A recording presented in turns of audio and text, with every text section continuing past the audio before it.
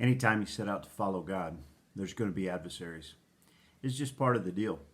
Today I'm reading from the book of Ezra, and it's talking about the captives who have returned from Babylon after the exile to rebuild the temple in Jerusalem.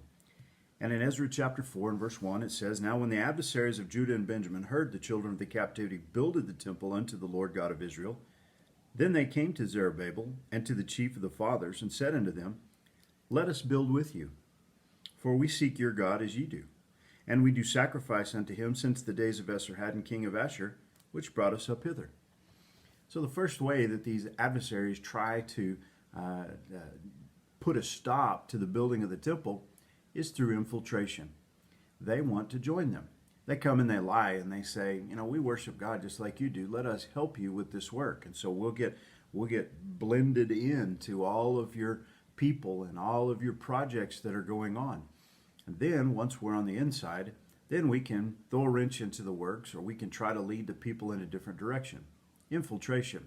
It's one of the things that the adversaries always do.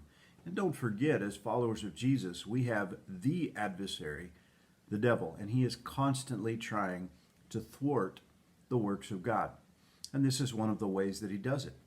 Well, verse 3 says, "But Zerubbabel and Jeshua and the rest of the chief of the fathers of Israel said unto them, Ye have nothing to do with us to build an house unto our God. But we ourselves together will build unto the Lord God of Israel, as King Cyrus the king of Persia hath commanded us." So they're very keen. They're aware of what's going on, and they do not allow them. The Bible tells us not to be unequally yoked together with unbelievers. Unbelievers and believers working together for God's purpose, pretty soon the unbelievers are going to draw that away from God's purpose.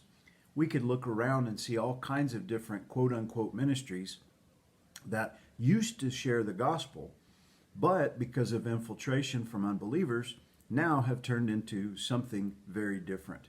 And so Zerubbabel and Jeshua were keen to this, and they figured this out. Verse 4 says, "Then the people of the land weakened the hands of the people of Judah and troubled them in the building." Now, how did they do this? Well, they hired counselors against them to frustrate their purpose all the days of Cyrus, king of Persia, even until the reign of Darius, the king of Persia. They hired counselors against them.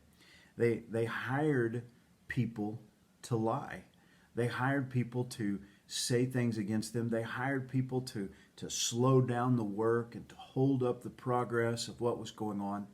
And so you can see that anytime that God is doing something, anytime that he is building something, there are going to be adversaries. We're told to put on the whole armor of God. We're told to war a good warfare.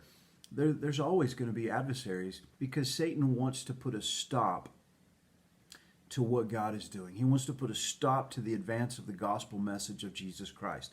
He wants to put a stop to the building of the house of God. And you and I know that the house of God, the pillar and ground of the truth, is the church of Jesus Christ. And Satan wants to put a stop to that. And so he's going to do it in a couple of ways. He's going to do it with infiltration. He's going to do it with these thugs that try to slow the work down.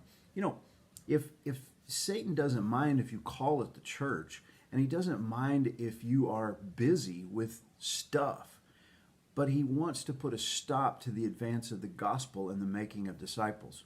I want you to think about how many churches are so busy with all kinds of things that aren't about the gospel and making disciples. All kinds of different things going on, and the people are very busy, but they're not making disciples, and they're not sharing the gospel with the lost. Hey, Satan has accomplished his purposes in those situations. The adversaries have slowed the work, they've infiltrated it, and aimed the work in a different direction. You and I, we've got to make sure that we keep our eyes fixed on Jesus and know that there's adversaries to the work of God. God bless you. Let's stay focused on what God's called us to do.